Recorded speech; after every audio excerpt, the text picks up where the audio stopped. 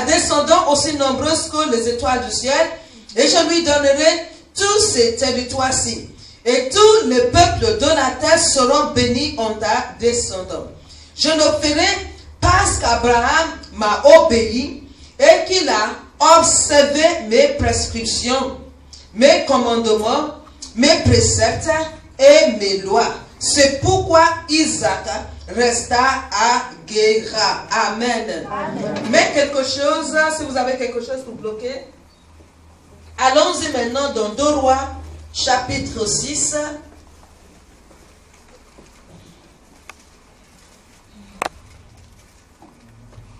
Nous allons commencer à partir du verset 24. 2 Rois, chapitre 6, à partir du verset 24. Alléluia. Ça y est, 2 Rois, chapitre 6, à partir du verset 24. Le titre dit, la famine règne dans Samarie assiégée. Je peux dire? Alléluia. Ok. Alors, quelque temps plus tard, Ben-Hadad, le roi de Syrie, mobilisa toute son armée et alla mettre le siège devant Samarie. Pendant que le siège de la ville se prolongeait, une grande famine y sévissait au point qu'une tête d'âne valait 80 pièces d'argent. Et une livre de pois chiche, 5 pièces d'argent. Un jour, le roi d'Israël passait sur le rempart. Une femme lui cria, « Viens à mon secours, mon seigneur le roi. » Et le roi répondit, « Si l'Éternel ne vient pas à ton secours, comment pourrais-je te secourir? Je n'ai ni blé ni vin à te donner. » Pourtant, le roi ajouta, « Qu'est-ce qui t'arrive? » Elle répondit, « Cette femme-là m'a proposé, donne ton fils, nous le mangerons aujourd'hui. Et demain, ce sera le tour du mien. Nous avons donc fait cuire mon fils. Et nous l'avons mangé. Mais le lendemain, quand je lui ai dit, donne ton fils pour que nous le mangions, elle l'a caché. Lorsque le roi entendit le récit de cette femme, il déchira ses vêtements. Et lorsqu'il passa de nouveau sur le rempart, le peuple s'aperçut qu'il portait sur ses habits royaux un vêtement de toile grossière, à même la peau. Et il déclara, que Dieu me punisse très sévèrement si la tête d'Élisée, fils de Shaphat, reste encore aujourd'hui sur ses épaules. Amen. Amen. Bien-aimés, j'ai choisi de lire ces 2 histoires. Vous savez, j'adore la Bible. Il n'y a rien sur la terre qui n'est pas dans la Bible. Je sais qu'il y a beaucoup qui n'ont jamais su que cette histoire-là est dans la Bible. Où les femmes qui connaissent la douleur d'accouchement, à cause de la famine, peuvent décider de manger un enfant par jour.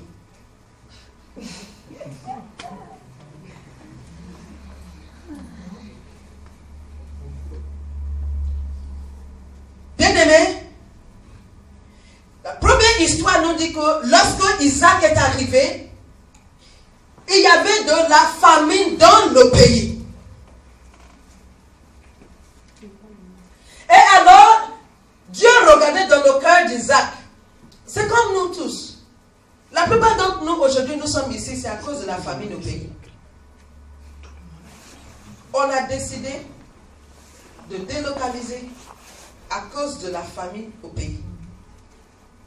Et on se dit, on va en Europe, mais en passant par la Tunisie, on va arriver dans l'autre côté pour se chercher.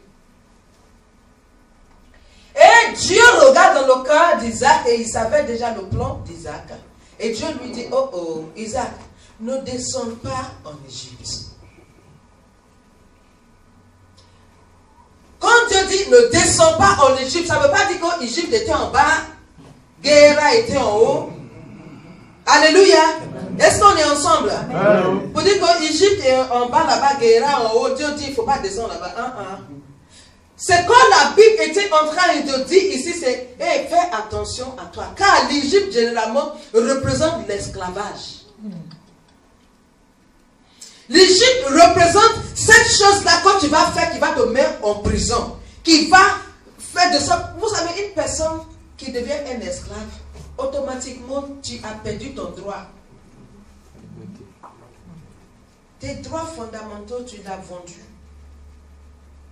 Et c'est le travail du péché.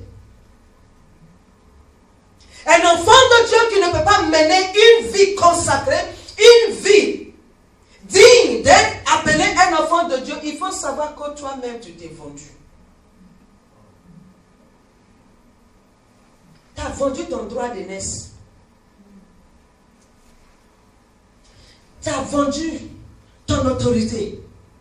Et du coup, regardez, lorsque Isaac, c'est Isaac ou bien Jacob et son Ésaü. Ésaü, à cause de nourriture, il dit, oh, ça ne fait rien, prends, bon, droit d'aînesse. Prends droit d'aînesse, donne-moi un ragoût, je vais manger. Quand il a fini de manger le ragoût et que la faim est partie, il voulait récupérer son droit. Mais il ne savait pas que c'était devenu impossible.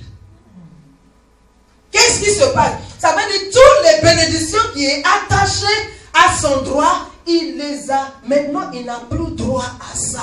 Bien aimé, c'est la même chose.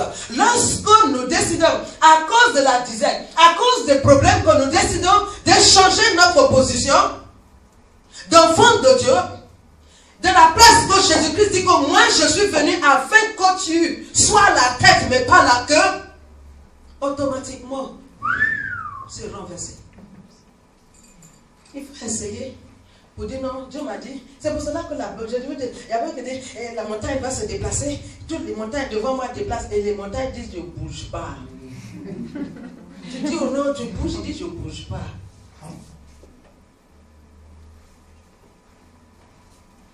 Il y a beaucoup aujourd'hui des choses que normalement tu dois les fuir, c'est toi qui fuis. Et il y a le chrétien qui dort et puis Kafa te poursuit dans le losange.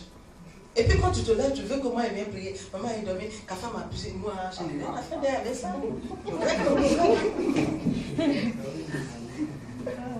Kafa te poursuit, enfant de Dieu. Tu prends autorité. Si tu ne t'es pas vendu, Kafa ne peut pas te poursuivre. Amen. Quand il vient, il y a un de mes fils ce matin, il me dit, maman j'ai rêvé. Il y a un scorpion qui est venu vers moi pour venir me mordre. Et je l'ai pris, je l'ai tué. Je dis superbe, c'est ça. C'est ce que je vais entendre. Oui, ils vont venir contre vous, mais aussi longtemps que vous n'avez pas perdu votre droit, bien aimé, ils ne peuvent rien. Ils ne peuvent rien.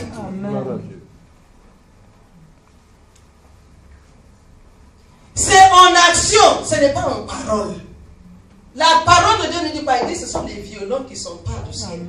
Des violents dans ton sommeil, violents dans ta parole, violents dans tout ce que tu fais. Et lorsque le diable et tout le groupe devant dit, et elle arrive, laissez, elle va passer.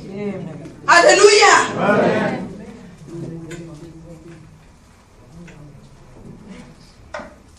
Donc Dieu dit à Jacob, ne descends pas en Égypte. Bien aimé, je suis ici pour vous dire que ne descendez pas en Égypte. Il n'y a rien de bon là-bas. Ce n'est pas l'Égypte où on est là. Je ne parle pas de l'Égypte car on dit que maman nous a interdit de rentrer en Égypte, c'est pas ça. Alléluia. L'Égypte dont nous parlons, c'est le péché. Ne descendez pas dans les choses qui ne peuvent pas te donner une vie consacrée. Ne descendez pas, ne touche pas à des choses qui peuvent t'arracher tes droits fondamentaux. Une chose que tu fais qui nie, tu parles et dis, oh tais-toi, tout le monde parle de Jésus, toi aussi, tais-toi. La Bible nous a dit ça. Il dit les fils de Scevas. Les enfants de Scevas, Paul a dit au nom de Jésus, ils ont chassé des démons. Lui aussi, la Bible dit, ils sont venus, eux aussi viennent. Il dit, au nom de Jésus que Paul prêche, nous tous chassons de démoniaques, dis-toi, Jésus je connais. Paul aussi je connais, toi tu es qui? Et la Bible dit que les démoniaques les a frappés, ont déchiré leurs habits, sont sortis nus.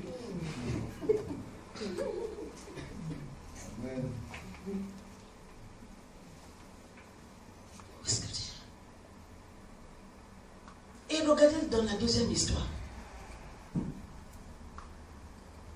La deuxième histoire, c'est quoi encore? La famine.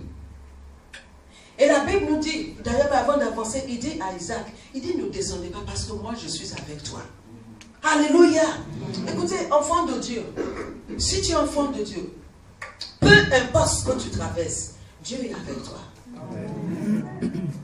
Parfois, c'est comme s'il n'est pas là. Parfois, c'est comme si tu ne ressens pas Dieu. Tu es là, tu pleures, tu pleurniches, tu fais tout. Et puis tu dis, mais Seigneur, mais où est-ce que tu es? Seigneur, mais pourquoi pour moi c'est difficile comme cela? Seigneur, pourquoi est-ce que c'est comme si tu ne m'écoutes pas? Il est en train d'agir. Mais d'une manière que toi, tu ne comprends pas. Ne prenez pas vous-même votre décision pour aller où l'ennemi va profiter de vous. Alléluia. La famille, Dieu permet ça.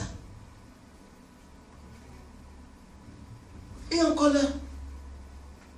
Et si vous continuez à lire l'histoire d'Isaac, dans ce pays où il y avait la famine, la Bible nous dit quoi? Isaac est devenu tellement riche. Alléluia.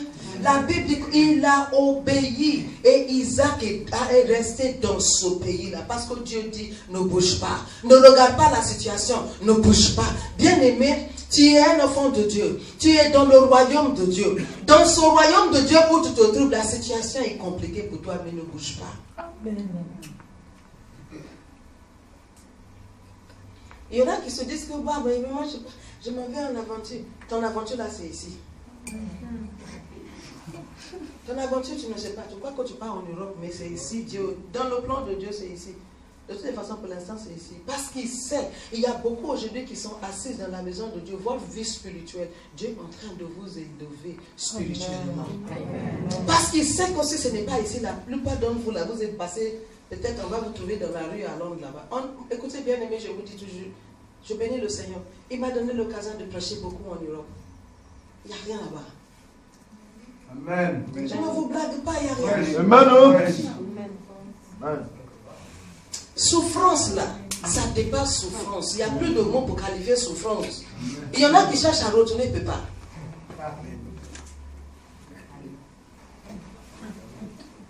Il ne peut pas.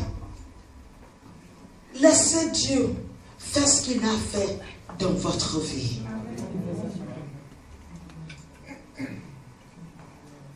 Le pasteur lui-même, il souffre.